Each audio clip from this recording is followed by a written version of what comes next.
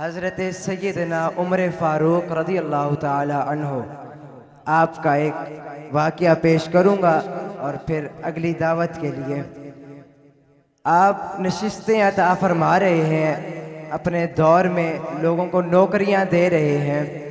ایک شخص پاس آتا ہے، یا عمر میں بھی غریب ہوں، میرے پاس بھی کوئی نوکری نہیں ہے، کمانے کا کوئی ذریعہ نہیں ہے، مجھے بھی کوئی نوکری دے دے۔ اب سنیے گا تگڑے ہو کے، حضرت عمر فاروق نے یہ نہیں پوچھا کہ اسکول پڑھا ہے، حضرت عمر فاروق نے یہ نہیں پوچھا تعلیم کتنی ہے، کیا کچھ پہلے کہاں کام کیا ہے، کدھر سے آئے ہو۔ حضرت عمر فاروق نے سوال کیا ہے قرآن پڑھا ہے؟ حضرت عمر فاروق کہتے ہیں کہ قرآن پڑھا ہے۔ بندہ کہتا ہے یار عمر میں نے قرآن نہیں پڑھا۔ حضرت عمر فاروق نے واپس بھیج دیا، کہتے ہیں کہ اے بندے جا قرآن کی تعلیم لے، پھر میرے پاس آ، تجھے نوکری بھی دوں گا، تو جو مانگے گا تجھے دوں گا۔ بندہ چلا جاتا ہے، کافی عرصہ گزر گیا، بندہ مڑ کے واپس نہیں آیا۔ حضرت عمر فاروق نے بندہ بھیجا، جاؤ دیکھو اس بندے کو، وہ گیا کدھر ہے، اس کو میں نے کہا تھا قرآن پڑھ، واپس آ، تجھے نوکری دیتا ہوں۔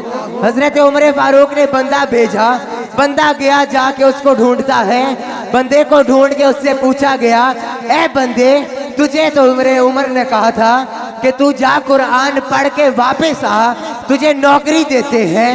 بندہ آگے سے کیا بولتا ہے؟ بندے نے کہا اے بندے جا کے بتا دو اپنے عمر کو کہ تو نے جس چیز کی تعلیم کے لیے مجھے بھیجا ہے میں نے اس کی تعلیم لے لی ہے۔ اب اللہ کی قسم کھا کر کہتا ہوں میں منہ سے جو نکالتا ہوں اللہ مجھے عطا فرما دیتا ہے۔ قرآن کا کوئی متبادل نہ بدل ہے، قرآن کا کوئی متبادل نہ بدل ہے، قرآن ہر مسئلہ دشوار کا حل ہے، اور قرآن مصدق بھی، مطہر بھی، مبین بھی۔ ارے قرآن کے حفاظ میں جبریل امین۔ انہی اشعار کے ساتھ میں تقریر کے لیے ملتمس ہوں ہمارے مدرسے کے متعلم وحاج بھائی سے کہ وہ آئیں اور اپنے خیالات کا اظہار فرمائیں۔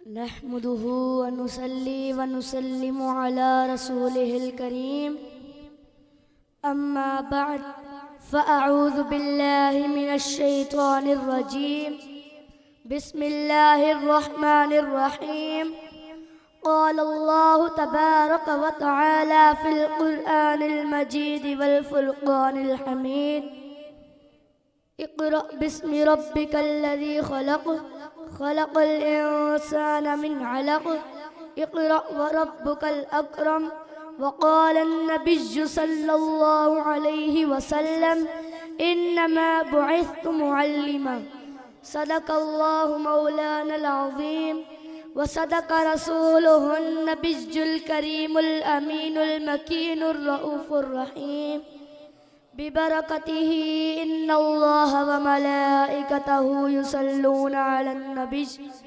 يا أيها الذين آمنوا صلوا عليه وسلموا تسلیما۔ بآواز بلند اس عقیدت اور اس محبت سے درود پاک کا نذرانہ پیش کریں کہ ہم یہاں سے پڑھیں وہ مدینے سنیں، ہم یہاں سے پڑھیں وہ مدینے سنیں، ان کی اعلیٰ سماعت پہ لاکھوں سلام، ان کی اعلیٰ سماعت پہ لاکھوں سلام۔ پڑھیے الصلاۃ والسلام علیک یا سیدی یا رسول اللہ،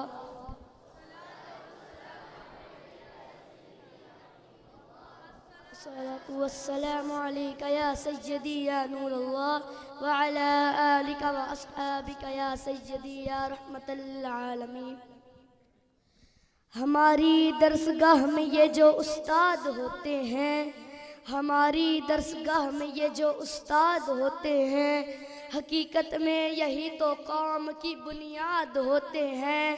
حقیقت میں یہی تو قوم کی بنیاد ہوتے ہیں، سنے روداد ہم جب بھی کسی کی کامیابی کی، سنے روداد ہم جب بھی کسی کی کامیابی کی، ہر ایک روداد میں یہی مرکز روداد ہوتے ہیں اور یہی رکھتے ہیں شہر علم کی ارواح کو روشن، یہی رکھتے ہیں شہر علم کی ارواح کو روشن، پہنچا کے ہم کو منزل پہ ہی کتنا شاد ہوتے ہیں، پہنچا کے ہم کو منزل پہ ہی کتنا شاد ہوتے ہیں۔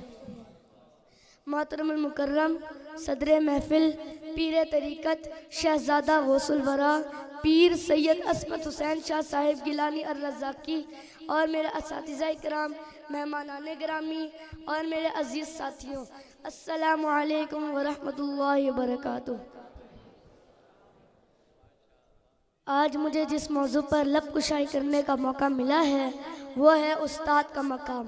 محترم سامعین، جب مجھے یہ موضوع ملا تو میں سوچ میں پڑ گیا کہ شاید میں اس موضوع پر انصاف بھی کر پاؤں گا یا نہیں، کیونکہ بقول شاعر ادب بھی ایک کرینہ ہے محبت کے کرینوں میں، ادب بھی ایک کرینہ ہے محبت کے کرینوں میں، استاد بھی ایک نگینہ ہے جنت کے نگینوں میں۔ محترم سامعین، استاد اور طلبہ کا ایک ایسا رشتہ ہے جس رشتے کی مثال دنیا میں کوئی نہیں۔ اس رشتے کی اہمیت کا اندازہ اس بات سے لگایا جا سکتا ہے کہ حضور اکرم صلی اللہ علیہ وآلہ وسلم نے فرمایا، بے شک مجھے معلم بنا کر بھیجا گیا۔ بے شک ہم سب مسلمان ہیں اور حضور پاک صلی اللہ علیہ وآلہ وسلم کی امت میں سے ہیں۔ جب آقا کائنات حضور اکرم صلی اللہ علیہ وآلہ وسلم نے اپنے آپ کو معلم کہا تو ہمیں اس بات سے اندازہ لگا لینا چاہیے کہ ہمارے مذہب میں استاد کا کتنا اونچا مقام ہے۔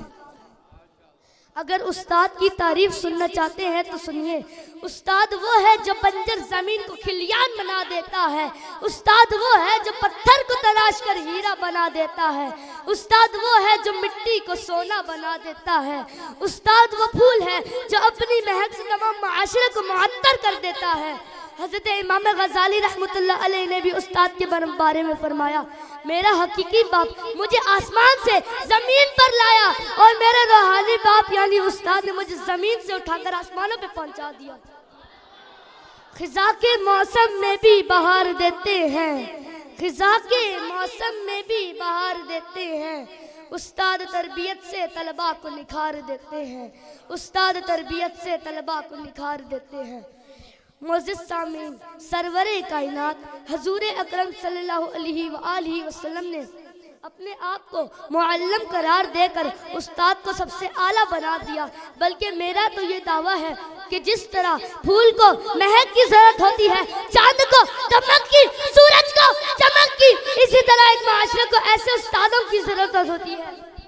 ہمیں چاہیے کہ ہم اپنے استاد کی عزت کریں، اس لیے کہ استاد ہمیشہ اپنے شاگرد کے اچھے مستقبل کے بارے میں سوچتا ہے۔ استاد ہمیشہ اپنے شاگرد کو دل سے محنت کرواتا ہے، تو طالب علم کا بھی یہ فرض بنتا ہے کہ اپنے استاد کی ہر بات مانے اور پڑھائی میں اپنے استاد کا ساتھ دے۔ حضرت علی رضی اللہ تعالیٰ عنہ نے فرمایا، جس نے مجھے ایک لفظ بھی سکھا دیا وہ میرا استاد ہے، اگر وہ چاہے تو مجھے بازار میں کھڑا کر کے بیچ دے۔ ہمیں اپنے اساتذہ کی عزت کرنی چاہیے۔ میں اپنے اساتذہ سے بہت محبت کرتا ہوں اور ہمیشہ ان کی لمبی عمر اور اچھی صحت والی زندگی کے لیے دعا گو ہوں۔